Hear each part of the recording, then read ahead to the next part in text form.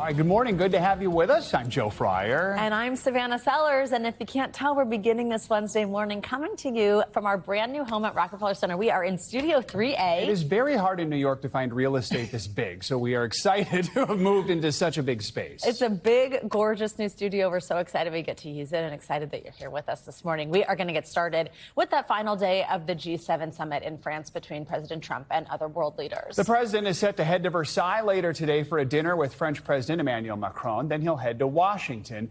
Mr. Trump began his day by joining fellow G7 leaders at the summit for a working session. The war with Iran and the 4-year-long war between Ukraine and Russia continue to take center stage there. President Trump spent yesterday selling the framework of that agreement with Iran to member nations, hoping to put an end to that war, which began in February. He's also urging Russia to make a deal now with Ukraine to end that conflict.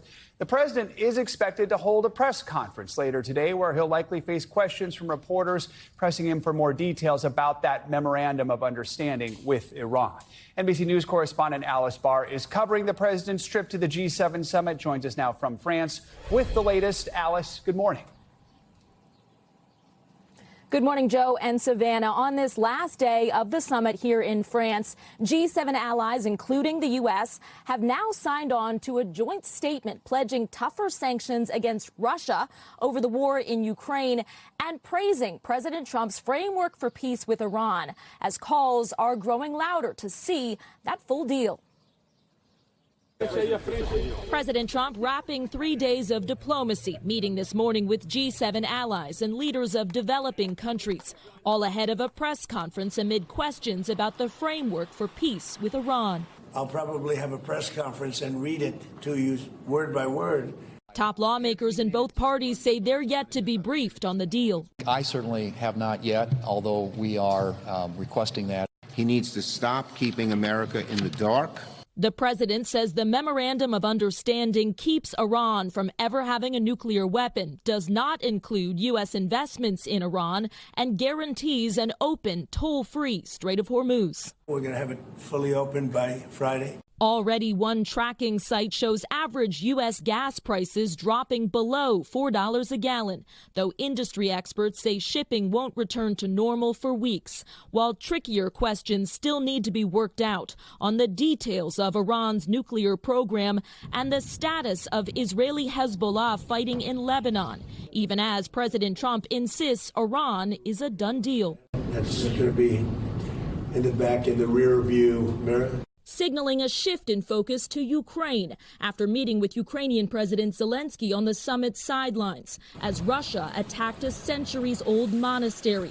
While back stateside, the FBI says law enforcement foiled an attack on Sunday night's UFC fight night on the White House lawn, arresting 5 people accused of plotting to target the crowd that included President Trump with explosives-laden drones and guns, as the president pushes to trade firepower for diplomacy on the world stage.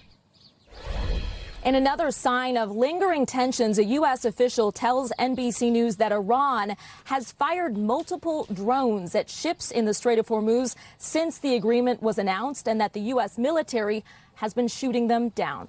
Joe and Savannah, back to you. All right, Alice, thank you. Well, let's dig in more on that alleged plot to attack the UFC event at the White House that Alice mentioned. The FBI now has 5 people in custody, but a nationwide manhunt is now underway for more suspects. NBC News Chief Justice and National Affairs correspondent Kelly O'Donnell has the latest on the investigation. This White House celebration, a UFC fight to mark the nation's 250th birthday, the alleged target for a disturbing, potentially deadly conspiracy. Foiled by federal agents who say they arrested 5 suspects in Ohio, Missouri, California, and Nebraska, but more remain at large. It was an active plot, and it's ongoing. Officials say the suspects coordinated on TikTok and various encrypted chats. Their twisted plan, officials say, would fly drones with explosives over the event to force the crowd to evacuate, and then snipers would fire as the high-value targets fled, including the president, billionaire guests, and a list of Republican lawmakers whom one suspect said took contributions from AIPAC, the American lobbying group that advocates for Israel. It's a terrorist plot.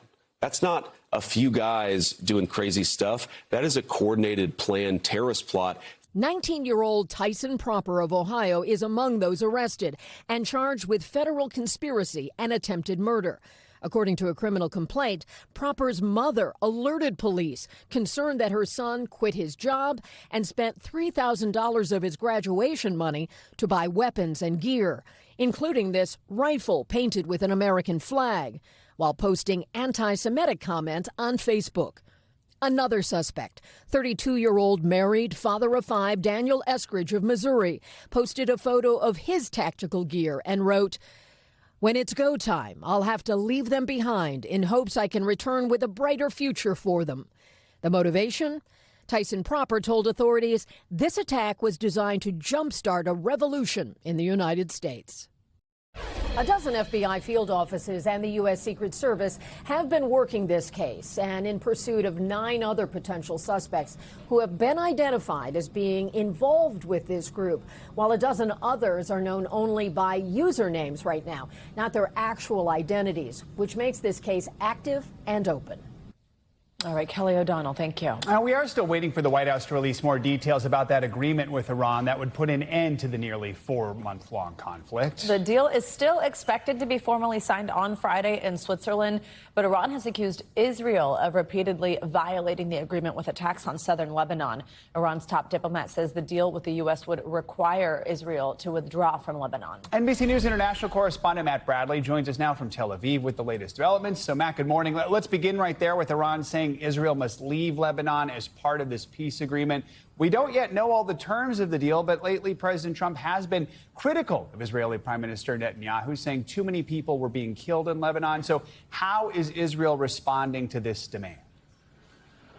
Yeah, I mean, this really represents a major rift between the president and Prime Minister Benjamin Netanyahu. Really, this was Israel's first ever wartime alliance in its history. And it looks as though the Israeli government and a lot of people in the opposition, including Netanyahu's own allies, they all feel as though Netanyahu hasn't been able to put up to the president and hasn't been able to include himself in negotiations to end a war that Israel was really, really important in starting. So those were really harsh comments from President Trump. But, you know, here in Israel, I've spoken with the Prime Minister's office. They said that they have not seen a copy of this memorandum of understanding. So they don't know what it includes. We did hear, as you mentioned, from Abbas Araghchi, the Iranian foreign minister, and he said that that Israel will need to withdraw from Lebanon, something that Israel has regularly rejected. But it was unclear from Araghchi's comment whether or not he means that Israel must withdraw from Lebanon right now, when we're seeing on Friday this deal expected to be signed, or whether that means that Israel must withdraw from Lebanon at the end of those 60 days negotiations. Because remember, every public accounting of what this MOU includes, even though we haven't seen the final draft, it includes that there will be a 60-day set of negotiations toward the ceasefire. The Iranians have said that set of negotiations will begin on Friday, the same day in the same place, Geneva, where they're going to be signing this document. But we don't know what's going to come out on the other end, or whether any of these countries who are now signing on to this deal will ultimately be satisfied. Matt, as you've mentioned, the agreement is expected to be signed on Friday, and in Switzerland, it says after the deal is signed, when we're expected to know exactly what's in it. What challenges could get in the way that could prevent a deal from being formalized between now and then? Well, it's exactly the one that we're talking about right now, Lebanon. That contains the biggest inflammatory situation for this broader peace. Now, Benjamin Netanyahu, as I said, and his military have both said that they will not be withdrawing from Lebanon. And Benjamin Netanyahu has come under very harsh criticism here in Israel for not standing up to the president and demanding that Israel be able to continue its fight against Hezbollah in Lebanon. A lot of these complaints are coming from the residents of northern Israel, who have been facing incoming Hezbollah fire for several years now. And they have regularly accused the Israeli government of turning a blind eye to their plight. But this is about to become a major electoral issue here in Israel. Prime Minister Benjamin Netanyahu, after decades at the helm here in Israel, is about to come up on career-defining elections before the end of October. That could see Israelis reject him entirely, but it wouldn't come out yet, even with a situation like this where he is definitely facing some very harsh criticism. Matt, while we have you, what has just broadly in the Arab world been the response to the possibility of ending this conflict? Is there any skepticism? Oh, there's going to be a ton of skepticism. I mean, when we're talking about the rest of the Arab world, particularly in the Gulf, which, by the way, has borne a lot of the brunt of Iran's retaliations against Israel and the U.S. Israel, where I am now, was pummeled pretty hard by Iranian ballistic missiles and drones, but so were places like Dubai and Bahrain, Qatar, Kuwait, some of whom have been struck by Iran as recently as about a week or two ago. So the conflict for the rest of the Middle East is still very much alive, and that's why we saw those real expressions of gratitude from so many leaders of countries throughout the Arab and Muslim world. They really wanted to see this conflict end. But I think it's fair to say, if you read between the lines, there's only qualified praise for the resolution to this conflict and no real optimism that this is going to be leading to a full, permanent ceasefire.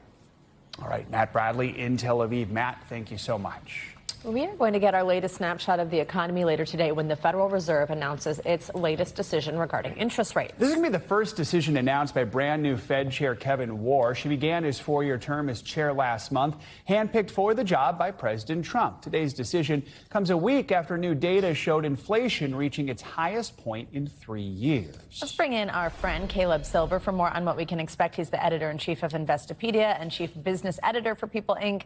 Caleb, great to have you here, first guest in our new home. I love what you've done with the place. It's like a skate park. I know, it does kind of look like that. That'll be later in the show. Yeah. We'll be doing the skate. You stick around. There's a tease.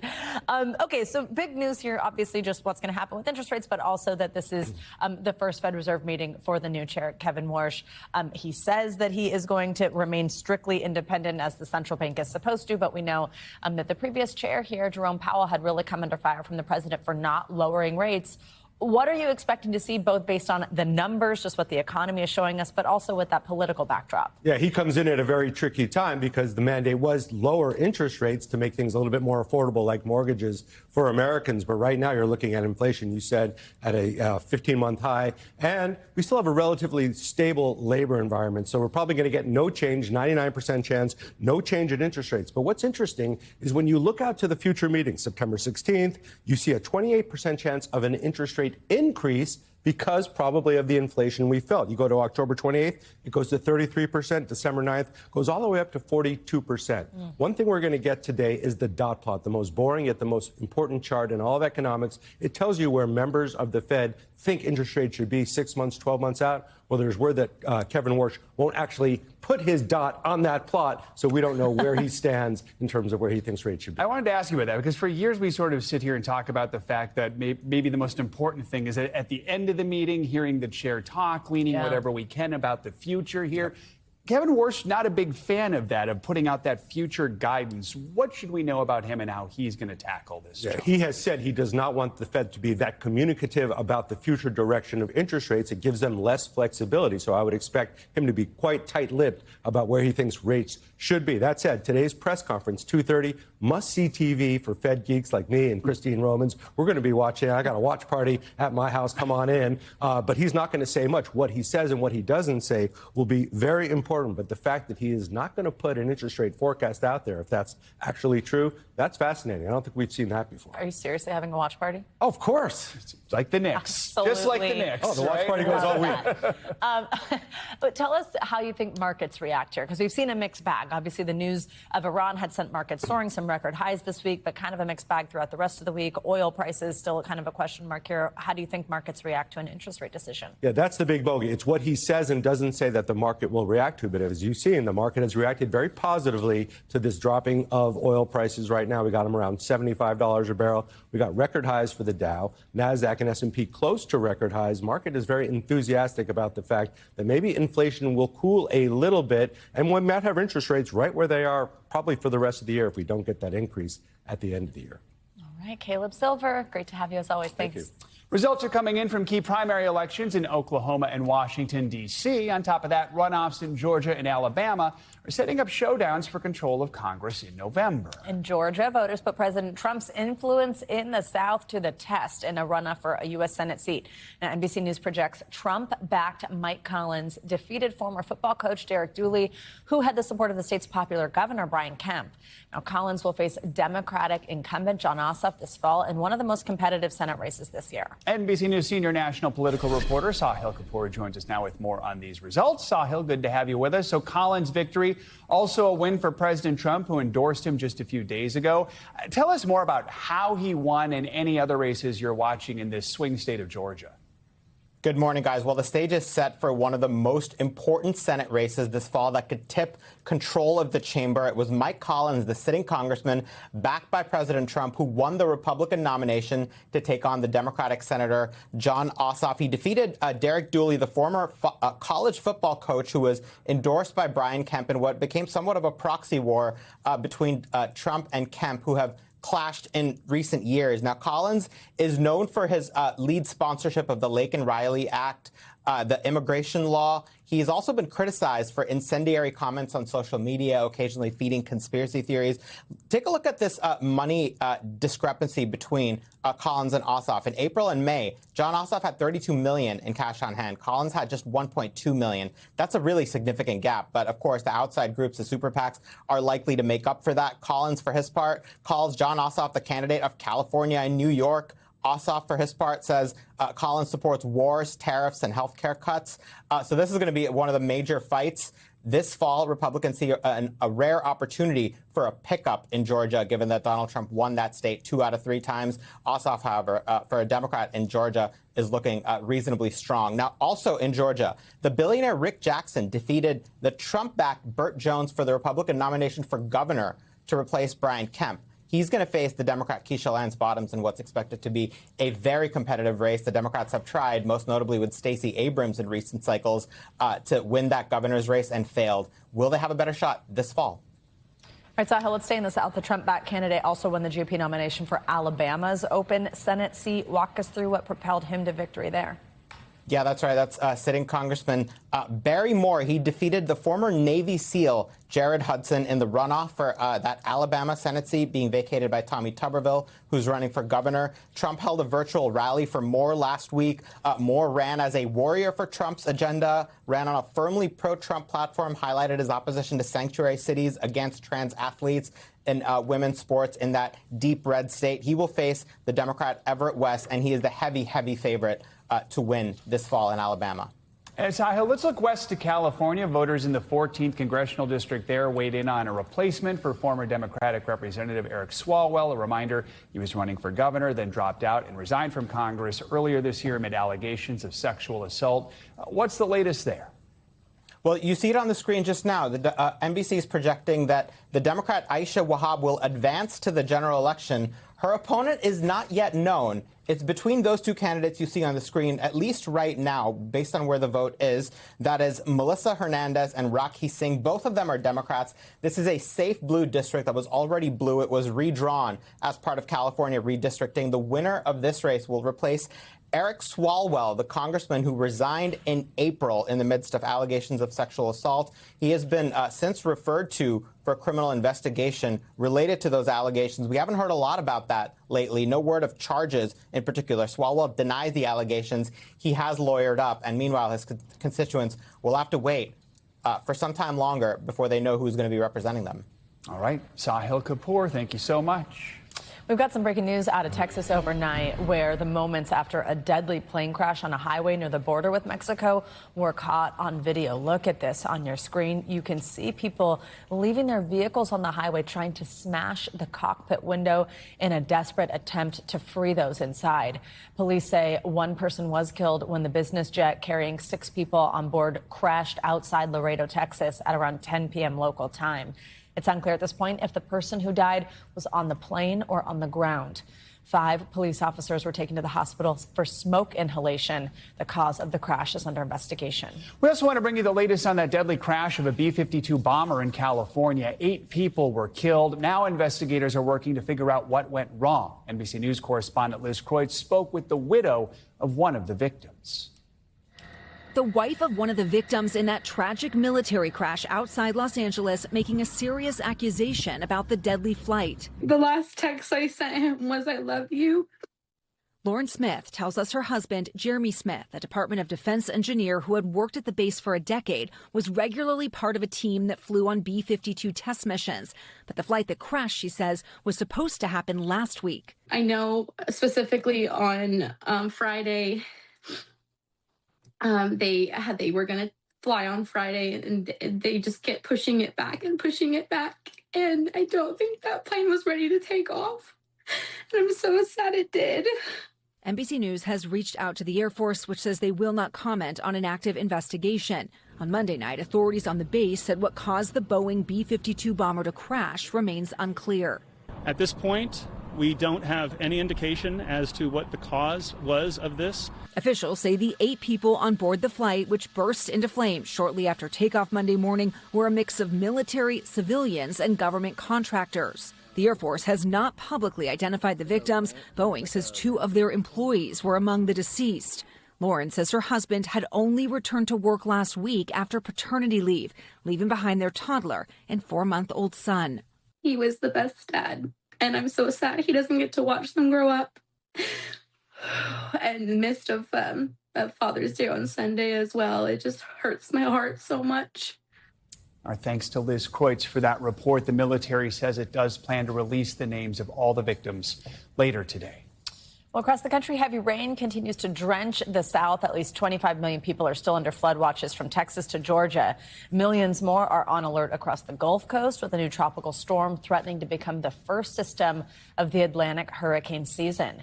NBC News correspondent Ryan Chandler has the latest. Deadly flash floods slamming the South. In Texas, dangerous rescues to save passengers trapped in rushing water. He's taking off. He's taking off. This tow truck near the Louisiana border trying to pull a car stuck in high waters. These cars stranded in the Houston area amid heavy rainfall. Roads completely submerged. Houston officials issuing this warning. People need to realize that water can come up very, very fast, and we may not be able to get to you as quickly as you think. One woman in southern Texas was found dead, county officials say, after her vehicle was swept away, even while she was on the phone with 911. Man, it's like tidal waves, man. In Louisiana, torrential downpours creating chaos on the roads. This man rescuing one woman fleeing her car through waist-deep water. And feet of flooding blocking neighborhood roads in Mississippi. This truck pushing through water, reaching its doors. And in Florida, not floods, but 2 wildfires already burning through more than 800 acres, with firefighters racing to contain the flames. Large plumes of smoke rising above the suburbs west of Miami. While back in Texas and in the Gulf, millions remain at risk from a system still expected to grow more severe. Ryan Chandler, NBC News. More on this, let's get to NBC Chicago meteorologist Aisha Scott. She joins us now with the latest. Aisha, good morning. Good morning. We've got 2 big weather events across the country today and also as we get into tomorrow. But let's start with a look at what's going on in the Gulf. So you'll notice here we've got potential tropical cyclone 1.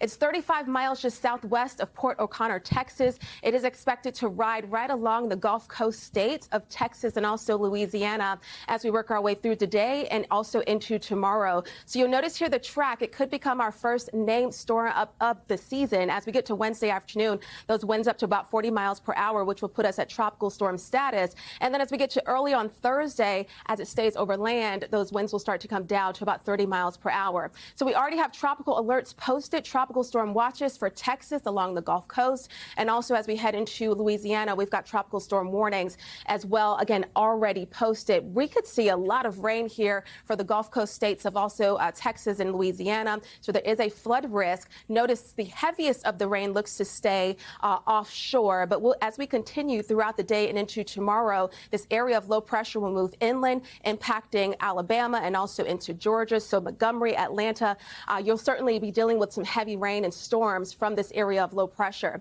Notice here the rainfall forecast. The bullseye is over Louisiana through about Georgia and even into parts of South Carolina. And this is where we could see isolated amounts for parts of the area, anywhere from 10 to 20 inches of rain. So again, flooding is going to be a huge concern. Switching gears gears here to the Midwest. Once again, we are under the gun for more severe weather. We've got 46 million at risk for several intense tornadoes, especially as we get into central Illinois and also into Indiana. We could see damaging hail over 2 inches in diameter and wind gusts up to about 75 miles per hour. Illinois leading the country right now as far as tornado reports go. And we could see those tornado intensity reports up to about EF3 status. So we'll be watching that as we go through the rest of today.